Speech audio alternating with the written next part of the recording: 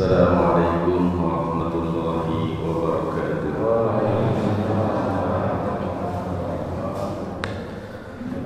Bismillahirrahmanirrahim. Alhamdulillahi wa kafa.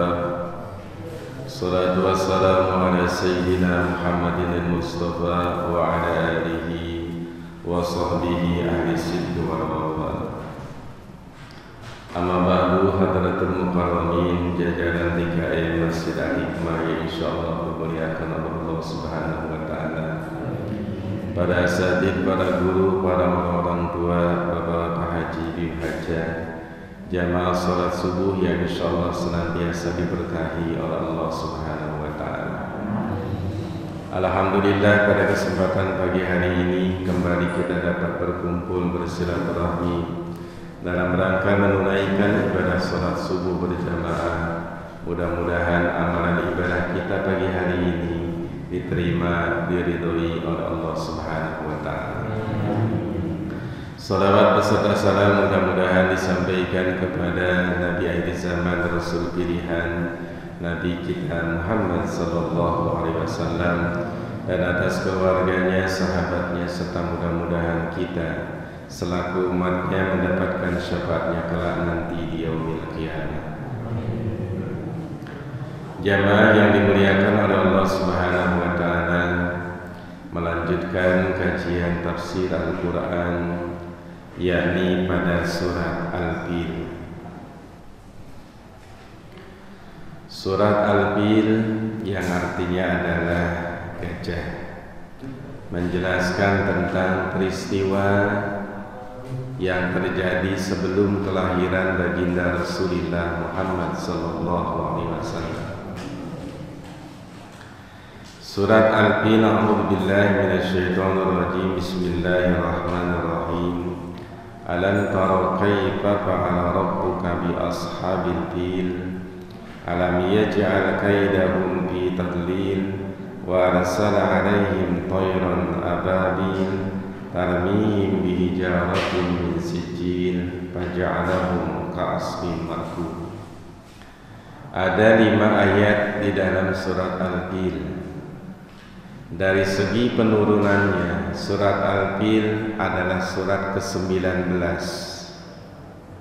Turun sesudah surat Qul ya ayyuhal kafirun dan sebelum surat Al-Falaq. Ada asbabun nuzul atau sebab-sebab turunnya surat Al-Fil. Peristiwa ini terjadi pada tahun 570 atau 571 Masehi. Ada seorang gubernur Yaman yang bernama Abraha. Yaman di bawah kekuasaan Raja Negus Ethiopia. Jadi dulu Ethiopia adalah sebuah kerajaan besar yang berpengaruh dan banyak wilayahnya. Berbeda dengan sekarang, Ethiopia adalah negara yang miskin dan tertinggal.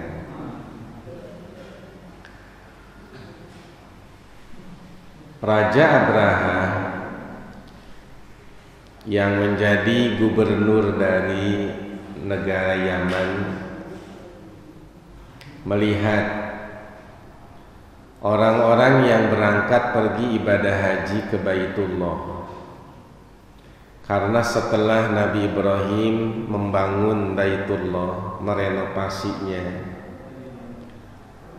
Nabi Ibrahim memohon kepada Allah Subhanahu wa taala agar orang punya ketertarikan terhadap Ka'bah, sehingga Allah Subhanahu wa taala memerintahkan Nabi Ibrahim untuk memanggil manusia, wa azin bin nasi bil haji ya'tu karijala wa ala kulli dhamiri ya'tina min kulli fajjin amik liyashhadu manafi'a lahum. Serulah manusia untuk melaksanakan haji maka akan mereka datang kepadamu dengan berjalan kaki, berkendaraan, dengan unta yang kurus dari pelosok yang jauh. Ini diijabah oleh Allah Subhanahu wa ta'ala, sehingga semenjak zaman Nabi Ibrahim aktivitas manusia untuk melaksanakan ibadah haji dan ada yang sekedar berdagang ke Mekah sudah mulai banyak, menimbulkan kecemburuan dari Raja Abraha. Kalaulah Mekah punya Ka'bah, mestinya kita punya tempat yang juga ramai dikunjungi orang. Akhirnya Raja Abraha membuat sebuah bangunan mirip gereja atau mirip bangunan masjid yang indah, layaknya istana. Dia beri nama Al-Qulais. Nama tempat itu namanya Al-Qulais, berada di San'a. San'a itu daerah Yaman. Bukti sejarahnya masih ada sampai sekarang, bisa dilihat di sana jika Bapak Ibu berjalan-jalan ke sana. Raja Abraha lalu kemudian mengirim surat kepada Raja Negus di Ethiopia, ibu kotanya. Wahai Raja, kami memperhatikan orang-orang yang beraktivitas ibadah haji ke Baitullah atau ke Ka'bah. Maka kami pun di San'a membuat tempat yang indah dan tidak kalah indah dari Ka'bah. Sekiranya Tuan Raja berkenan untuk mengunjungi tempat kami yang ada di San'a yang bernama Al-Qulais. Karena menurut pemikiran Abraha, kalau rajanya sudah berkunjung ke situ, pasti nanti rakyat pun akan datang, sehingga tempat itu menjadi ramai. Tapi ada maksud tersembunyi yang dilihat oleh Allah Subhanahu wa ta'ala, yaitu kedengkian dari Raja Abraha. Dia tidak senang dan tidak suka kalau orang berangkat pergi menunaikan haji ke Ka'bah, sehingga niat itu timbul di balik ucapannya, yang ngomongnya hanya sekedar menjadikan tempat yang indah, tapi sebenarnya ingin menyaingi Ka'bah. Nah, maksud itulah yang disebut dalam ayat yang kedua nanti, kaidahum, tipu daya. Ada maksud yang tersembunyi, padahal Allah Subhanahu wa ta'ala tahu maksud dan tujuan itu. Ya'lamu ma yusirruna wa ma yu'linun. Allah tahu apa yang disembunyikan dan apa yang dizohirkan. Maka akhirnya surat Abraha kepada Raja Negus itu bocor dan diketahui oleh penduduk Mekah. Penduduk Mekah yang diantaranya yang mengurus Ka'bah itu adalah Bani Kinanah. Seorang Bani Kinanah tidak senang dan tidak suka kalau Raja Abraha itu ingin mengalihkan ibadah haji ke Yaman. Akhirnya ini orang yang tidak senang, dia berangkat ke Yaman. Begitu berangkat ke Yaman, dia datang ke bangunan Abraha yang bernama Al-Qulais itu, begitu indahnya. Tapi ternyata begitu dia masuk, dia buang air di dalam bangunannya, gerejanya si Abraha itu. Dia buang air besar, kemudian dia dioles-olesin di tembok-temboknya gitu. Akhirnya kemudian begitu Raja Abraha tahu bahwa ini ada orang yang berbuat begini terhadap bangunan yang dia pandang adalah bangunan yang indah dan bangunan yang bisa menyaingi Ka'bah, marah dia. Marah. Akhirnya rasa marahnya itu yaitu alasannya ada pemicunya. Sebenarnya alasan besarnya adalah ingin menyerang Ka'bah itu karena tidak ridho, tidak ingin Ka'bah menjadi tempat ibadah. Ada alasan, akhirnya Raja Abraha itu menyusun kekuatan, berangkatlah dia ingin menyerang Ka'bah. Nah, inilah asal muasal turunnya surat Al-Fil. Pesan kedua yaitu bahwa karena memang pada tahun itu Allah Subhanahu wa ta'ala satu ingin menyampaikan akan lahir manusia mulia dan pilihan Allah, maka kedatangannya sudah dipersiapkan oleh Allah, sehingga apapun yang bertolak belakang dengan keamanan, bertolak belakang dengan permusuhan, itu disingkirkan oleh Allah demi untuk memuliakan kehadiran manusia spesial. Makanya kalau kita baca di dalam Berjanji tentang sejarah kelahiran baginda Rasul, itu keraton-keraton atau istana kaisar di Romawi, karena pada waktu itu ada dua kerajaan besar, Persia dan Romawi berkuasa, itu hancur. Kemudian di Persia ada api abadi. Api itu yang enggak pernah padam ratusan tahun, tapi begitu akan lahirnya Nabi, padam dia, padam sebagai pertanda. Makanya di dalam Berjanji dikatakan falamma ana awanu maulidihil karim wa hana maqdamuhu syariful azim sahasawusul isarah bil bisyarati li ahli al-ardi ajma'in. Berita gembira datang akan datangnya hadirnya baginda Rasul, maka semua ikut mengabarkannya. Nah, di antaranya peristiwa inilah peristiwa terjadinya penyerangan Abraha kepada Ka'bah. Maka di ayat pertama, alam taro kaifa fa'ala rabbuka bi ashabil fil. Tidakkah engkau melihat bagaimana perlakuan atau perbuatan Tuhanmu kepada tentara bergajah?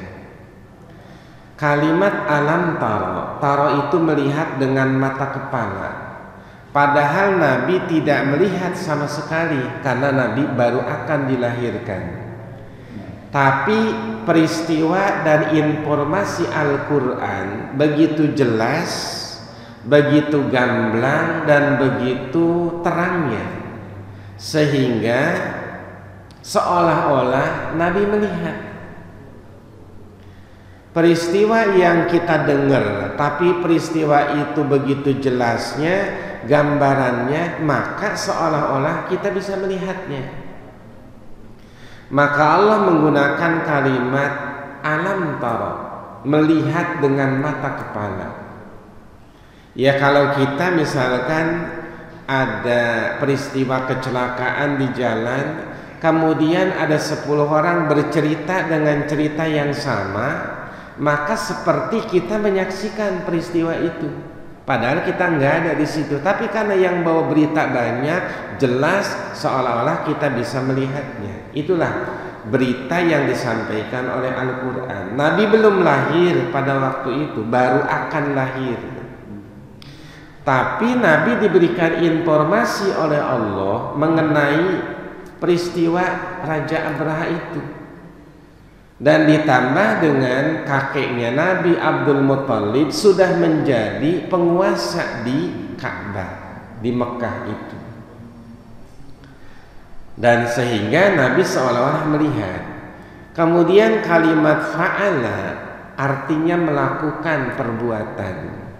Setiap kalimat fa'ala berhubungan dengan Allah maka selalu maksudnya adalah menyiksa atau memberikan bencana.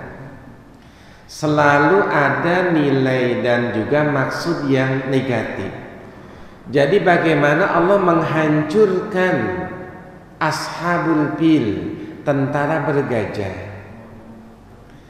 Sebenarnya kalimat al-filnya itu kalimat tunggal, satu gajah. Tapi karena memang dalam sejarahnya bahwa pasukan gajah itu gajahnya nggak banyak. Ada yang mengatakan cuma satu, yaitu yang ditunggangi oleh Raja Abraha. Tapi kan memang besar gajahnya. Kita tahu Ethiopia termasuk sekarang juga daerah yang masih banyak hewan-hewan seperti gajah, harimau dan segala macamnya. Nah, itu menjadi tunggangan Abraha. Bahkan di dalam ceritanya bahwa gajahnya itu diberi nama sama dia, Mahmud namanya. Jadi gajahnya Mahmud. Tapi tidak setiap yang punya nama Mahmud adalah gajah. Maka kemudian rombongan itu dibawa oleh Raja Abraha. Lalu mereka membuat perkemahan di Al-Gomis. Al-Gomis itu perjalanan antara Mekah dengan Taif sekitar 3,5 km dari Mekah. Dia bikin perkemahan, lalu bikin perundingan dengan Abdul Muthalib, dengan para tokoh-tokoh Ka'bah. Kalau memang perundingan itu tidak menghasilkan kesepakatan, artinya Abraha ingin Ka'bah itu ditutup sehingga haji dialihkan ke Yaman. Nah, itu kan banyak peristiwa-peristiwa terjadi begitu. Maka kemudian akhirnya perundingan itu dijalankan, tapi ternyata buntu. Artinya buntu, tetap Raja Abraha itu pengen supaya Ka'bah dihancurkan, berangkat dia. Tapi menjelang kedatangannya sekitar hanya beberapa ratus meter dari Ka'bah, gajah yang dinaiki oleh Abraha itu tidak mau jalan. Dia pengen putar balik itu gajah. Jadi sudah tidak mau. Kenapa? Karena ya memang gajah itu tahu bahwa itu adalah Baitullah, Ka'bah yang dibangun oleh Nabi Ibrahim alaihissalam dan sudah direstui oleh Allah Subhanahu wa taala sebagai kiblat. Maka gajah tidak mau. Ya sampai sekarang kan kita tahu kalau kita pergi haji umroh, tidak ada satupun burung yang mau melewati atas Ka'bah. Selalu dia melingkar ke kanan atau ke kiri, kecuali burung yang sakit. Apabila burung yang sakit itu terbang di atasnya, maka dia akan sembuh dari penyakitnya. Tapi selama dia sehat, maka burung apapun tidak akan berani untuk melewati atas Ka'bah itu. Nah, oleh sebab itulah sebuah cara Allah untuk memuliakan Ka'bah. Maka kemudian gajah itu putar balik, dan akhirnya pasukannya itu pun tidak sempat menyerang Ka'bah karena tadi dihancurkan oleh Allah nanti di dalam ayat berikutnya.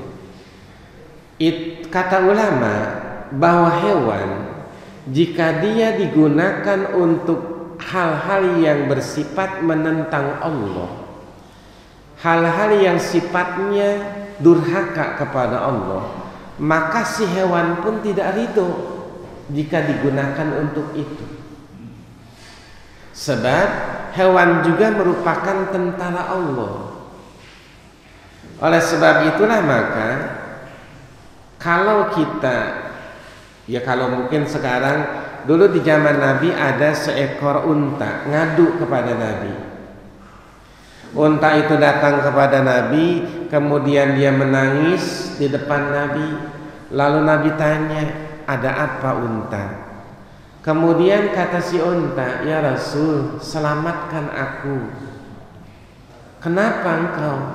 Karena aku punya majikan tidak benar. Satu, dia tidak ibadah kepada Allah. Yang kedua, aku dibebankan pekerjaan muatan yang melebihi kemampuanku. Jadi aku dizolim, bebaskan aku. Begitu kata si unta. Maka kemudian dicari oleh pemiliknya unta itu bersama Nabi. Lalu Nabi tanya, tegaknya engkau membebani unta ini dengan apa yang dia tidak mampu, dan teganya engkau telah menyakitinya dengan engkau tidak beribadah kepada Allah. Maka unta itu akhirnya dibeli oleh Abu Bakar Siddiq dengan harga yang tinggi, kemudian dibebaskan, dan unta itu senang. Nah, itu berarti apa yang kita pakai, apa yang kita gunakan, apa yang kita tinggali rumah, kendaraan yang kita gunakan, itu semuanya bersaksi di hadapan Allah.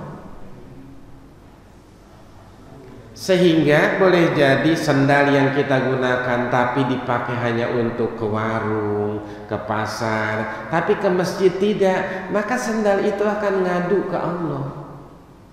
Motor yang mungkin kita gunakan hanya untuk ke sana kemari bekerja, tapi ke masjid kita tidak gunakan, atau ke tempat-tempat baik kita gunakan, atau kita yang menggunakannya tidak ibadah kepada Allah, maka motor itu, kendaraan itu akan ngadu sama Allah. Oleh sebab itulah maka setiap apa yang digunakan oleh orang beriman, selama digunakan untuk beribadah kepada Allah, maka dia senang, dia ridho digunakan, dan dia akan bersaksi di hadapan Allah bahwa dia ridho terhadap orang mukmin yang menggunakannya. Maka oleh sebab itulah semua apa yang di alam dunia ini selalu bersaksi di hadapan Allah Subhanahu wa ta'ala. Kemudian ayat yang berikutnya, alam yaj'al kaidahum fi tadlil. Tidakkah Allah menjadikan tipu daya mereka di dalam kesesatan? Artinya tadi, walaupun hanya alasan bahwa bangunan Abraha itu dikotori oleh orang Mekah, tapi itu cuma alasan lahiriah. Alasan yang tidak diungkapkannya, yang tidak diomonginnya adalah alasan dia karena memang tidak senang dengan Ka'bah. Dia tidak senang dengan Ka'bah dan dia pengen bikin Ka'bah tandingan. Kayak tempo hari kan kita tahu ada di daerah Jampang tuh ada Ka'bah, jadi orang pergi hajinya ke sana aja gitu. Kan ada itu dulu peristiwa itu. Nah, itu model begitu. Nah, itu berarti kaidaun, sebuah rencana yang tidak baik yang disembunyikan di dalam hati yang hanya Allah yang tahu. Tapi kan Allah Maha melindungi segala sesuatu yang memang Allah kehendaki. Maka akhirnya Allah jadikan tipu daya itu sebagai sebuah kesesatan. Karena tadinya Abraha itu ingin, ya namanya gubernur kan pengen dapat pujian dari rajanya, Raja Negus. Seolah-olah Abraha ingin menunjukkan prestasi dia kepada rajanya, sehingga dia jadi dapat pujian, dapat berbagai penghargaan. Nah, itu yang diharapkan oleh Abraha, dan itu maksud secara duniawinya. Nah, maka kata ulama, kalau kita melakukan sesuatu kebaikan atau prestasi apapun, tetap kita harusnya lillahi ta'ala. Karena kalau sudah lillahi ta'ala, penghargaan yang kita harapkan bisa jadi jauh lebih hebat dari apa yang kita inginkan. Kenapa? Karena dasar keikhlasan itu. Kita sholat, kita puasa, karena memang kita ikhlas karena Allah, maka Allah lipat gandakan berbagai nilai-nilai kebaikan. Tapi kalau kita maksudnya hanya sekedar duniawi, pujian orang, maka yang kita dapat cuma itu. Nah, oleh sebab itulah maka akhirnya tidak jadi dan juga pasukan itu tidak bisa menghancurkan Ka'bah karena dilindungi oleh Allah Subhanahu wa taala. Wa arsala alaihim tayran ababil. Lalu Allah mengutus kepada mereka burung ababil. Di antara itulah kemudian bagaimana Allah menyiksa pasukan Abraha.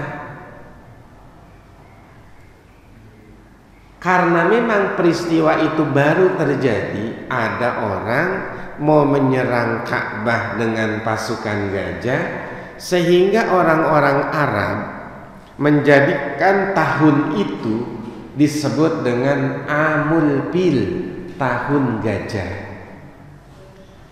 Jadi tahun gajah itu sebagai pertanda awal daripada penanggalan orang-orang Mekah pada waktu itu. Ya kan biasanya kalau kita ditanya, misalkan orang tua ditanya lupa tanggal lahirnya, bapak lahir dulu tahun berapa, tapi dia nandainnya ya dulu waktu Jepang masuk kemari. Nah itu kan biasanya nandainnya begitu. Ada yang nandainnya lewat pohon, oh dulu waktu pun asem itu, walaupun asem katanya tumbuh gitu. Jadi peristiwa itu ya di Mekah pun ada peristiwa besar ketika Abraha datang dengan pasukan gajah, maka dijadikan penanggalan oleh orang-orang Mekah. Nah akhirnya begitu pasukan itu datang, kemudian Allah Subhanahu wa taala wa arsala alaihi, mengutus atas mereka kalimat ala. Jika itu ditujukan kepada orang yang tidak disenangi oleh Allah, maka maknanya menyiksa. Ala lil madarrat, karena tujuannya adalah ingin menghancurkan. Maka Allah mengutus tayran. Tayran itu burung. Setiap benda yang terbang atau binatang terbang itu dalam bahasa Arab disebut toir. Makanya pesawat terbang itu bahasa Arabnya disebut to'iroh, disebutnya to'iroh adalah pesawat terbang. Bandara itu disebut motor karena tempat pesawat. Nah toiron itu burungnya burung seperti apa? Nah itu disebutnya burung ababil disebutnya. Tapi ulama tidak menggambarkan jelas bentuk burungnya, hanya pesannya pokoknya ada lah gitu, burung yang memang diutus oleh Allah. Nah sebanyak apa? Ternyata burung yang diutus itu membawa 2 kerikil pada kakinya, dan setiap kerikil itu diberikan nama. Jadi setiap kerikil yang dibawa oleh burung itu ada nama orang yang akan jadi sasarannya. Tuh. Berarti jumlahnya banyak, walaupun katanya kata tunggal, toiron itu kata tunggal. Tapi karena jenisnya sama, maka Allah tetap menggunakan bahasa tunggal. Padahal sebenarnya maknanya burung-burung. Tapi kalau dikatakan burung-burung jenisnya nanti berbeda. Tapi kalau kata tayran menunjukkan burung satu jenisnya, yaitu burung ababil. Nah setiap burung itu membawa 2 batu, yang batu itu diberi nama. Jadi tidak akan meleset dia, ngelempar kepada si pemiliknya. Bahkan itu diceritakan waktu peristiwa dihancurkannya kaum Nabi Lut. Lalu kemudian dihancurkan, Allah ngutus malaikat Jibril, Mikail, lalu ngangkat daerah Sodom namanya, Sadum bahasa Arabnya, penduduknya 10.000 orang, diangkat ke langit, lalu dibalikkan kota itu, lalu ditumplak ke bawah dan dilempar dengan batu, yang batu itu ada namanya. Jadi untuk matiin orang, batu itu nggak bakal meleset. Sehingga ada orang dari Sadum yang pada waktu lagi dagang ke Mekah dekat Ka'bah. Nah batu itu nggak berani masuk ke Ka'bah, dia nungguin di pintu gerbang. Begitu orang itu keluar, ya dihajar sama batu itu. Jadi sudah tepat sasaran masing-masing. Nah batu itu kemudian tarmihim bihijaratin min sijil, lalu mereka dilempar dengan batu itu yang di dalam ayat ini batu itu min sijil. Ada penafsirannya sijil itu neraka. Ada yang mengatakan batu yang hitam, kemudian batu itu sangat keras. Tapi banyak ulama berpendapat bahwa batu itu memang diambilnya dari neraka, sehingga panas luar biasa, dipegang oleh burung lalu dilemparkan ke pasukan gajah itu, sehingga padahal pasukan gajah itu pakai topi baja, tembus dia dari kepala, kemudian masuk ke kepalanya, terus ke lehernya, turun ke perutnya, lalu kemudian turun ke duburnya, jatuh lagi itu batu, balik lagi ke neraka. Itu saking panasnya batu tersebut, sehingga dikatakan itu katakan faja'alahum ka'asfim, maka dijadikan tentara itu seperti daun-daun yang dimakan ular. Kan kalau daun dimakan ular pada bolong, ya bukan janda bolong sih, bukan. Tapi di daun bolong karena memang dimakan oleh ular, kayak model begitu. Jadi begitu batu itu dilempar, dia jatuh ke kepalanya si pasukan itu, lalu masuk ke dalam tubuhnya, lalu hancur. Nah batu itu balik lagi ke neraka.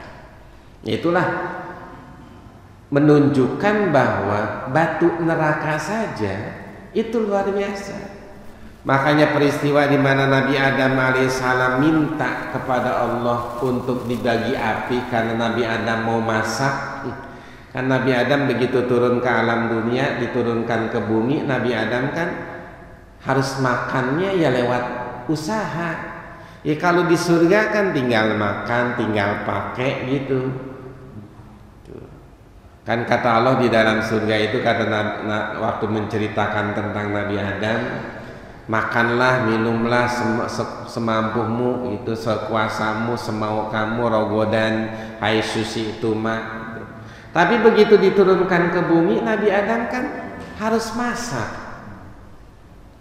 Nabi Adam bercocok tanam, lalu dia masak. Akhirnya dia minta api, ya Allah ini api untuk masak mana? Akhirnya Allah merintahkan malaikat Jibril untuk menemui malaikat Malik, penjaga neraka. Karena api cuma ada di sana, ada di neraka tuh.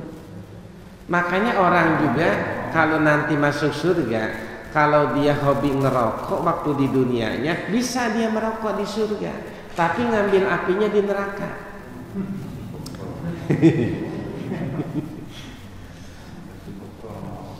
Maka kemudian akhirnya kata malaikat Jibril, wahai malaikat Malik, Nabi Adam mau masak, minta apinya. Kata malaikat Malik, sebesar apa engkau minta? Kemudian kata malaikat Jibril, ya udah sebesar biji korma. Kemudian kata malaikat Malik, kalau saya kasih sebesar biji korma, maka langit dan bumi akan hancur, tidak bisa nerima api neraka itu. Kemudian ya sebesar kulit arinya. Lalu kemudian akhirnya dikasih sebesar kulit ari oleh malaikat itu.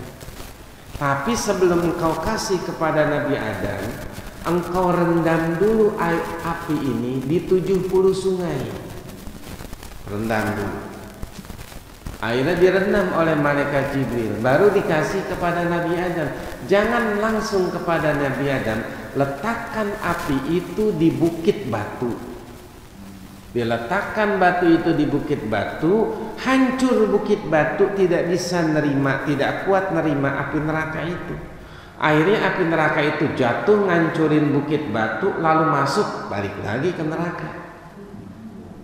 Yang tersisa hanya sisa-sisa dari api itu yang nempel di batu. Makanya batu kalau digesek itu ada percikan api, itu sisa-sisanya.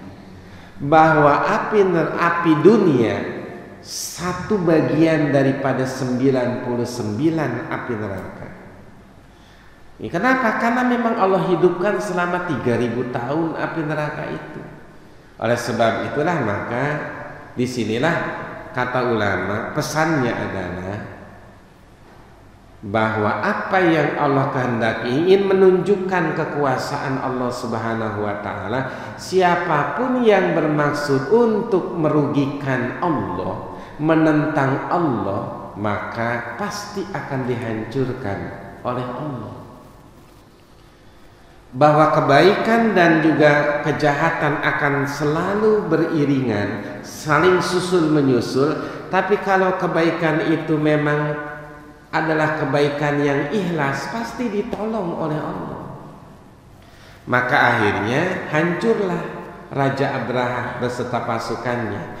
Dalam sebuah cerita, Raja Abraha akhirnya meninggalnya di daerah Yaman. Dia balik ke Yaman setelah dihancurkan pasukannya oleh Allah Subhanahu wa taala. Nah, pada waktu terjadi negosiasi, perundingan antara Raja Abraha dengan tokoh Mekah, yang dimaksud adalah Abdul Muthalib, kakeknya Nabi. Malah kakeknya Nabi begitu Abraha bilang, aku akan hancurkan Ka'bah. Kata Abdul Muthalib, silahkan hancurkan kalau engkau mampu. Tidak ditentang, dipersilakan. Kenapa? Karena Abdul Muthalib tahu bahwa yang bangun Ka'bah dan pemilik Ka'bah itu Allah. Dan Allah tidak akan membiarkan itu terjadi. Maka kata Abdul Muthalib, bagi saya yang penting dagangan saya aman. Itu dia malah mikirin dagangannya Abdul Muthalib. Karena itu jalur perdagangan. Yang penting saya pergi dagang ke Yaman, pergi dagang ke Persia, saya aman, jangan diganggu. Kalau engkau ingin menghancurkan Ka'bah itu, silakan, dipersilakan oleh Abdul Muthalib. Nah, disinilah makanya Ka'bah dilindungi oleh Allah Subhanahu wa taala. Nah, oleh sebab itulah maka akhirnya surat ini menjadi penanda begitu sayangnya Allah terhadap Nabi dan begitu sayangnya Allah terhadap umat Islam, sehingga tempat ritual ibadah yang mereka jadikan tempat mulia itu dilindungi oleh Allah Subhanahu wa taala.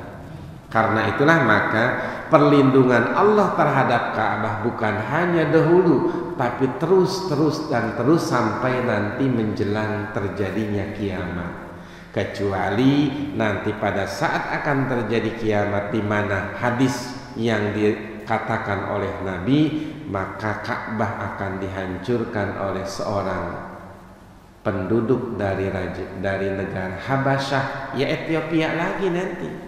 Dalam hadis ramalan Nabi bahwa ada orang dari Habasyah, ya Ethiopia, kembali lagi untuk menghancurkan Ka'bah. Disitulah nanti peristiwa akan terjadinya kiamat, di mana kemudian Ka'bah sudah tidak lagi